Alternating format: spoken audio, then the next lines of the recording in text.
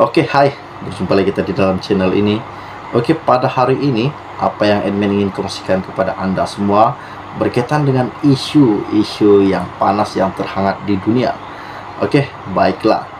Hari ini, info pada hari ini yang admin dapat yang menggemparkan, di mana Ahmad Zahid akan berdepan dengan 33 pertuduhan menerima suapan 13,56 juta daripada UK untuk dirinya selaku Menteri Dalam Negeri ketika itu.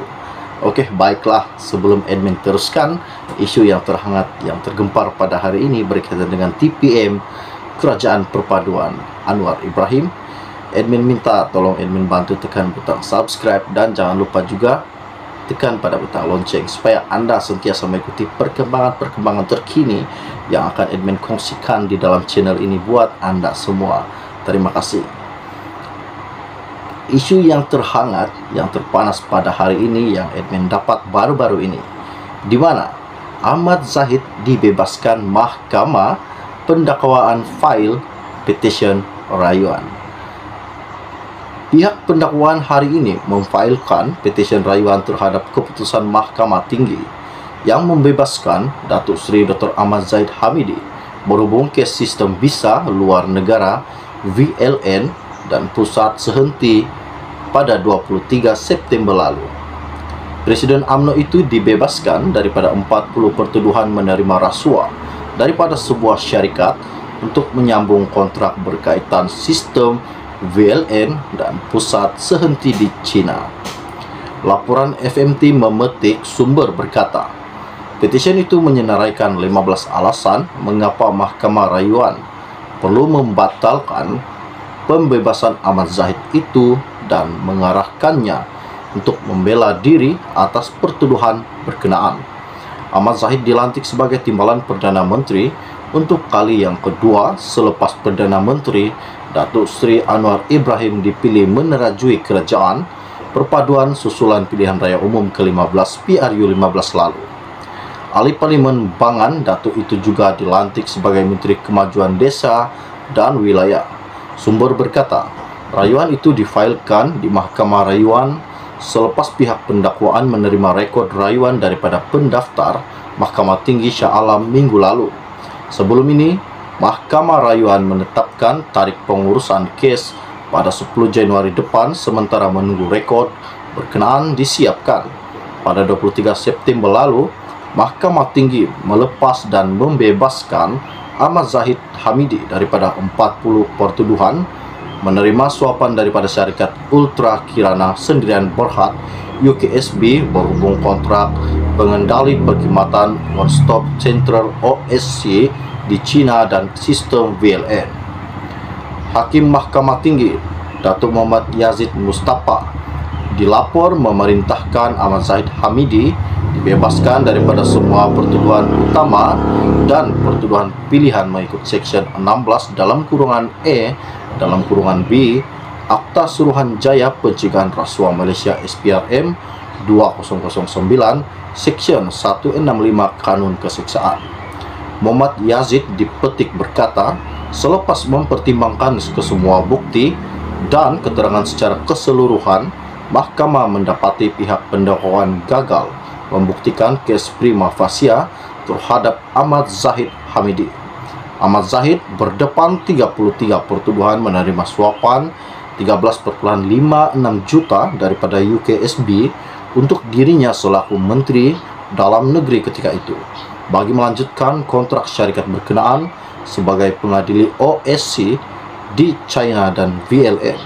Bagi 7 lagi pertuduhan, Ahmad Zahid didakwa mendapatkan untuk dirinya wang tunai SG 1,15 juta bersama dengan RM 3 juta 15.000 Swiss francs dan 15.000 daripada UKSB yang mempunyai kaitan dengan tugas rasmi beliau ketika itu. Semua kesalahan itu didakwa dilakukan di Seri Satria Prison 16 Putrajaya dan Country Heights Kajang antara Oktober 2014 dan Mac 2018. Presiden UMNO itu dibebaskan daripada 40 pertuduhan menerima rasuah daripada sebuah syarikat untuk menyambung kontrak berkaitan sistem VLN dan pusat sehenti di China.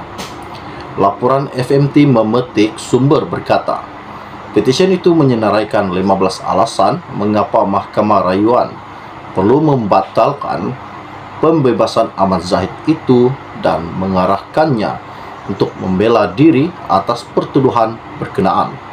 Ahmad Zahid dilantik sebagai timbalan Perdana Menteri untuk kali yang kedua selepas Perdana Menteri Datuk Seri Anwar Ibrahim dipilih menerajui kerajaan perpaduan susulan pilihan raya umum ke-15 PRU 15 lalu. Ahli Parlimen Bangan Datuk itu juga dilantik sebagai Menteri Kemajuan Desa dan Wilayah.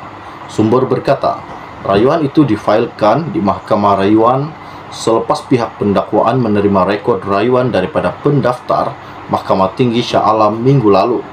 Sebelum ini, Mahkamah Rayuan menetapkan tarikh pengurusan kes pada 10 Januari depan sementara menunggu rekod berkenaan disiapkan.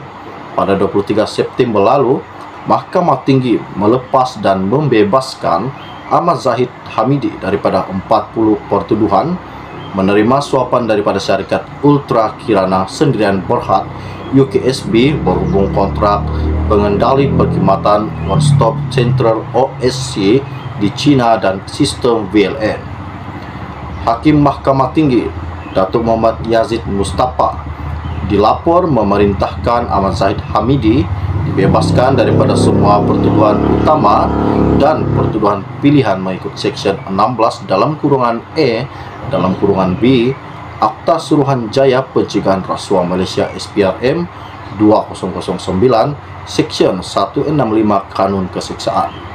Muhammad Yazid dipetik berkata, selepas mempertimbangkan kesemua bukti dan keterangan secara keseluruhan, Mahkamah mendapati pihak pendakwaan gagal membuktikan kes prima facie terhadap Ahmad Zahid Hamidi. Ahmad Zahid berdepan 33 pertuduhan menerima suapan 13.56 juta daripada UKSB untuk dirinya selaku Menteri Dalam Negeri ketika itu bagi melanjutkan kontrak syarikat berkenaan sebagai pengadili OSC di China dan VLN.